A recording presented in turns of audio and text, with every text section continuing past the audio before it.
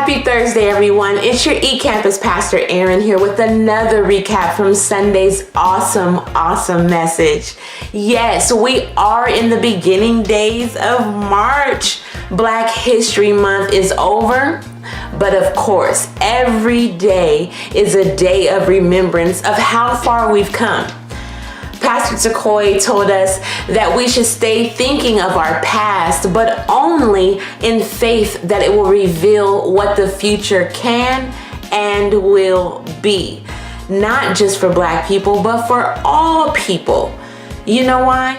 Simply, Black history is American history, folks, claiming life, liberty, and justice for all. Let's get into the word.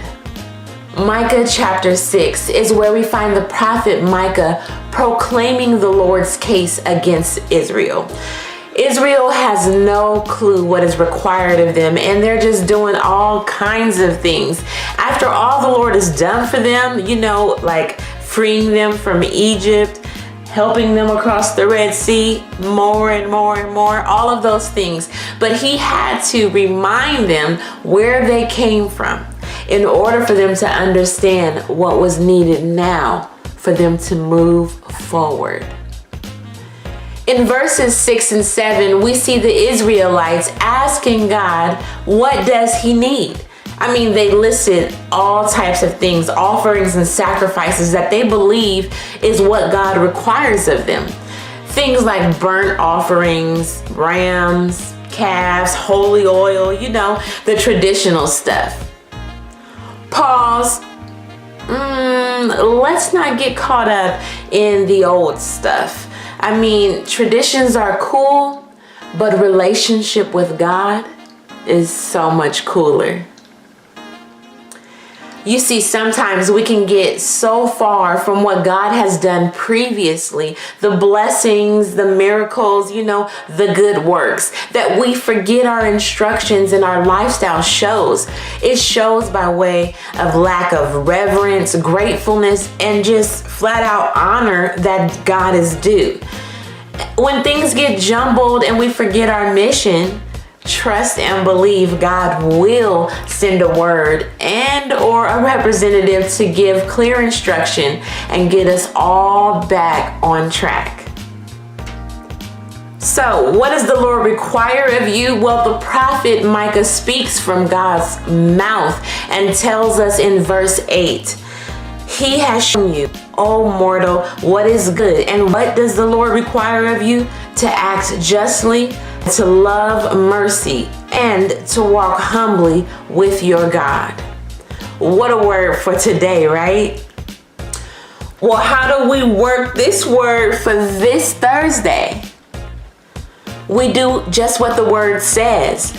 We act justly.